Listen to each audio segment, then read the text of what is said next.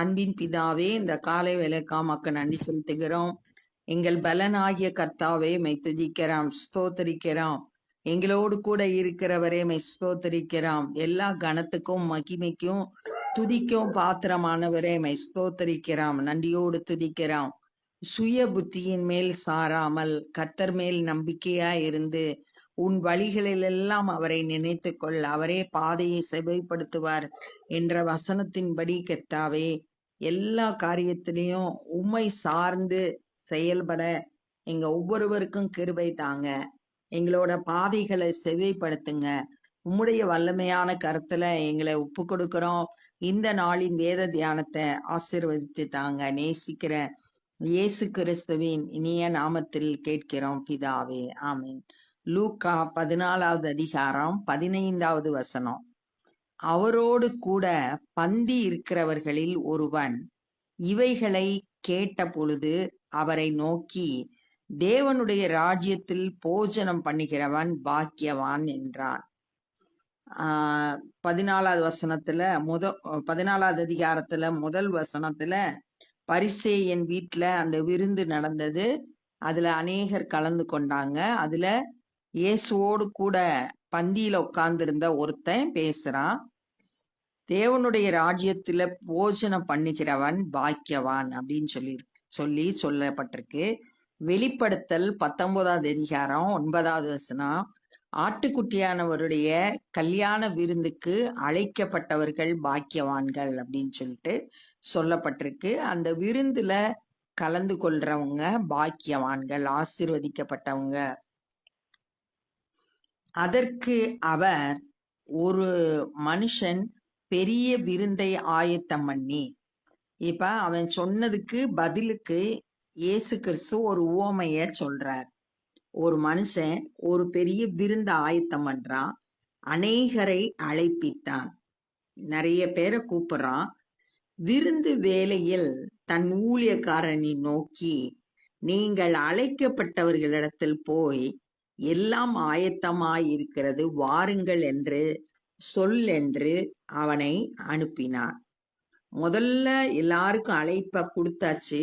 2வது முறை தன்னுடைய வேலைக்காரங்களை, ஊழியரை அனுப்புறான். அழைக்கப்பட்டவங்க கிட்ட போய் எல்லாம் ரெடி ஆயிடுச்சு வாங்க அப்படின்னு சொல்லிட்டு 2வது முறை ஒரு அழைப்பு கொடுக்கப்படுது. அவர்கள் எல்லாரும் போக்கு சொல்ல தொடங்கினார்கள். அழைக்கப்பட்ட எல்லாருமே அதனோட மேன்மைய அறியாம,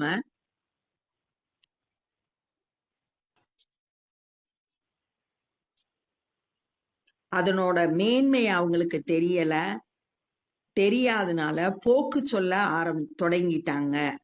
காரணம், ஏதோ ஒரு காரணத்தை சொல்றாங்க. விருந்துக்கு அழைப்ப, அதனோட முக்கியத்துவத்தை, அதனோட மேன்மையை அறியாம போக்கு சொல்றாங்க. ஒருவன், ஒரு வயலை கொண்டேன், நான் அகத்தியமாய் போய் அதை பார்க்க வேண்டும். ஒரு உலக பிரகாரமான ஒரு காரணத்தை சொல்றான். நான் ஒரு வயல் வாங்கியிருக்கேன், அதை போய் பார்க்கணும் அப்படின்னு சொல்லிட்டு ஒருத்தன் காரணம் சொல்றான். என்னை மன்னிக்கும்படி வேண்டிக் கொள்கிறேன் என்றான், மன்னிப்பு கேட்கிறான். வேறொருவன், 5 ஏர் மாடு கொண்டேன், அதை சோதித்து பார்க்க போகிறேன். ஒரு மாடை வாங்கும்போது வாங்குறதுக்கு முன்னாடிதான் டெஸ்ட் பண்ணி பார்க்கணும். ஆனா இவன் வாங்கிட்டு வந்துட்டு டெஸ்ட் பண்றேன்னு சொல்றான். ஏதோ ஒரு காரணத்தை சொல்லி தப்பிக்கிறதுக்கு அவன் வழி பார்க்கறான். என்னை மன்னிக்கும்படி வேண்டிக் கொள்கிறேன் என்றான். அவனும் மன்னிப்பு கேட்கிறான், நான் கலந்துக்கல, விருந்துல கலந்து கொள்ளல அப்படின்னு சொல்லிட்டு சொல்றான். வேறொருவன், பெண்ணை விவாகம் பண்ணினேன், அதனால் நான் வரக்கூடாது என்றான். ஒரு பெண்ணை நான் திருமணம் செய்திருக்கேன், அதனால நான் இந்த விருந்துக்கு வரக்கூடாது அப்படின்னு சொல்லிட்டு சொல்றான். ஏன் அப்படி சொல்றான் அப்படின்னா, உபாகமம் 24வது அதிகாரம் 5வது வசனத்துல 24:5, உபாகமம் 24:5, ஒருவன் ஒரு பெண்ணை புதிதாய் விவாகம் பண்ணினால் அவன் யுத்தத்திற்கு புறப்பட வேண்டாம், அவன் மேல் யாதொரு வேலையும் சுமத்த வேண்டாம், அவன் 1 வருஷ காலம் பரியந்தம் தன் வீட்டில் தன் இஷ்டப்படி இருந்து தான் விவாகம் பண்ணின ஸ்திரீயை சந்தோஷப்படுத்துவானாக அப்படின்னு சொல்லியிருக்கு. அதனால அவன் அந்த காரணத்தை சொல்றான். நான் விவாகம் திருமணம் பண்ணியிருக்கேன், அதனால நான் வரக்கூடாது அப்படின்னு சொல்றான். 2 பேரும் மன்னிப்பு கேட்டாங்க, நான் வர. ஆனா இவன் சொல்றான், நான் வரவே கூடாது, அது அந்த அப்படின்னு சொல்லிட்டு ஒவ்வொருத்தரும் ஒவ்வொரு காரணத்தை சொல்லி தப்பிக்கிறதுக்கு வழி பார்க்கறாங்க. அந்த ஊழியக்காரன் வந்து இவைகளை தன் எஜமானுக்கு அறிவித்தான். அப்பொழுது வீட்டு எஜமான் கோபம் அடைந்து தன் ஊழியக்காரனை நோக்கி, இத வந்து எஜமானிடத்துல ஊழியக்காரன் சொல்லும் போது அவர் கோபப்படுறாரு. ஏன்னா அவருடைய அழைப்ப அவங்க வந்து உதாசீனப்படுத்துறாங்க. அதனால அவருக்கு கோபம் வருது. தன்னுடைய ஊழியக்காரன் நோக்கி, நீ பட்டணத்தின் தெருக்களிலும் வீதிகளிலும் சீக்கிரமாய் போய் ஏழைகளையும் ஊனரையும் சப்பானிகளையும் குருடரையும் இங்கே கூட்டிக் கொண்டு வா என்றார். பட்டணத்துக்குள்ள போ, வீதி தெருக்கள்ல இருக்கிற மக்களை சீக்கிரமா கூட்டிட்டு வா. போய் ஏழைகள் ஊனர்கள் சப்பானிகள் குருடர்கள் தேவையுள்ள மக்களை போய் கூட்டிட்டு வா அப்படின்னு சொல்லிட்டு சொல்றான். நம்ம வந்து 13வது வசனத்துல கூட பார்த்தோம், நீ விருந்து பண்ணும்போது ஏழை ஊனர் சப்பானி குருடரை அழைப்பாயாக. அவங்க வந்து உனக்கு பதில் செய்ய மாட்டாங்க, ஆனா நீதிமான்களுடைய உயிர்த்தெழுதெல்லாம் உனக்கு பதில் செய்யப்படும் சொல்லியிருக்கு. அதே மாதிரி இங்க வந்து பட்டணத்துக்குள்ள போய் தேவையுள்ள மக்களை கூட்டிட்டு வா அப்படின்னு சொல்லிட்டு சொல்றாரு. இந்த பட்டணத்துக்குள்ளன்னு சொல்றது இஸ்ரவேல் மக்களை, அவங்கள உள்ள இருக்கிற மக்களை கூட்டிட்டு வா அப்படின்னு சொல்லிட்டு சொல்றாங்க. தேவையுள்ள மக்களை அழைப்ப ஒரு கூட்டம் புறக்கணிச்சது, ஆனா தேவையோடு இருக்கிற மக்களை கூட்டி கொண்டு வா அப்படின்னு சொல்லிட்டு சொல்றார். பலவீனமான மக்களை, புறக்கணிக்கப்பட்ட மக்களை கூட்டிட்டு வா அப்படின்னு சொல்லிட்டு சொல்றார். ஊழியக்காரன் அப்படியே செய்து, ஆண்டவரே நீர் கட்டளை இட்டபடி செய்தாயிற்று, இன்னும் இடம் இருக்கிறது என்றான். நீங்க சொன்னபடி நான் செஞ்சிட்டேன், ஆனா இன்னும் விருந்துக்கு சாப்பிட்றதுக்கு இடம் இன்னும் நிறைய இருக்கு, காலியா இருக்கு அப்படின்னு சொல்றான். அப்பொழுது எஜமான் ஊழியக்காரனை நோக்கி, நீ பெரு வழிகளிலும் வேலிகள் அருகிலும் போய் என் வீடு நிறையும்படி ஜனங்களை உள்ளே வரும்படி வருந்தி கூட்டிக் கொண்டு வா. இந்த பெரு வழி வேலி அருகே அப்படின்றது பட்டணத்துக்கு வெளியே போய் எல்லா ஜனங்களையும் கூட்டிட்டு வா, உள்ளே கூட்டிட்டு வா, வருந்தி கூட்டி கொண்டு வா அப்படின்னு சொல்லிட்டு சொல்றாரு. இது வந்து புறஜாதி மக்களுக்கு சுவிசேஷம் சொல்லி அவங்களையும் தேவனுடைய வீட்டுக்குள்ள உள்ள வரும்படி வருந்தி கூட்டி கொண்டு வா அப்படின்னு சொல்லிட்டு, இஸ்ரவேல் மக்கள் இயேசுவை புறக்கணித்தாங்க.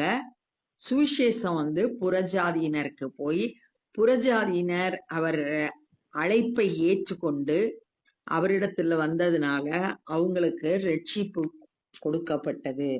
வருந்தி கூட்டி கொண்டு வா அப்படின்னு சொல்லிட்டு சொல்றாரு.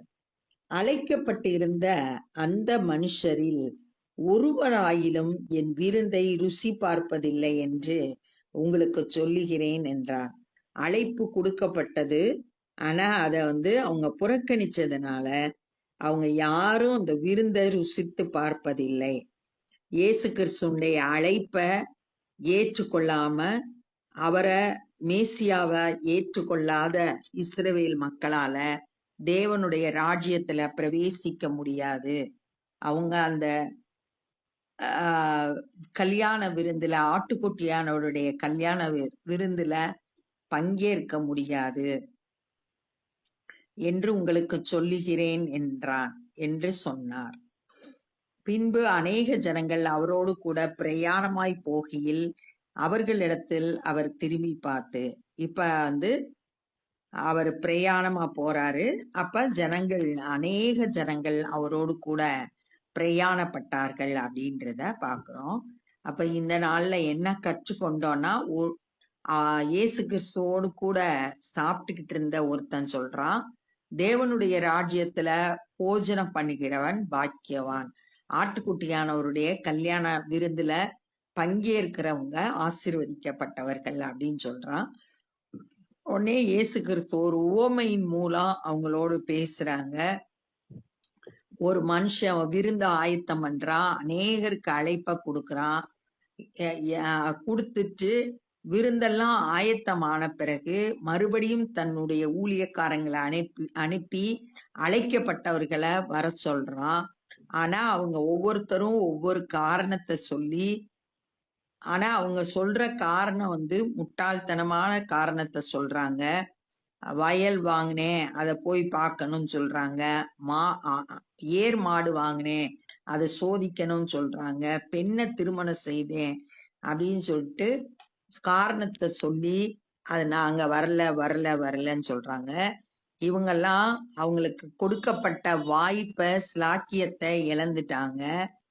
அதுக்கப்புறம் ஊழியக்காரன்ட்ட எஜமான் சொல்றாரு, பட்டணத்தோட தெருவுலையும் வீதியிலையும் போய் இருக்கிற ஏழைகள், ஊனர்கள், சப்பானிகள், குருடர்கள் எல்லாம் கூட்டிட்டு வான்னு சொல்றாங்க.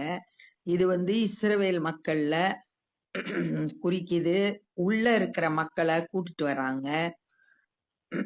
அப்புறம் அவன் சொல்றான், வேலைக்காரன் இன்னும் இடம் இருக்கு அப்படின்னு சொல்லும் போது, பெரு வழிகள்லயும் வேலியில இருக்கிற ஜனங்களை வீட்டுக்குள்ள கூட்டிட்டு வா, வருந்தி அழைத்து வான்னு சொல்றாங்க. இது பட்டணத்துக்கு வெளியேன்றக்கப்ப புறஜாதியினரை குறிக்குது.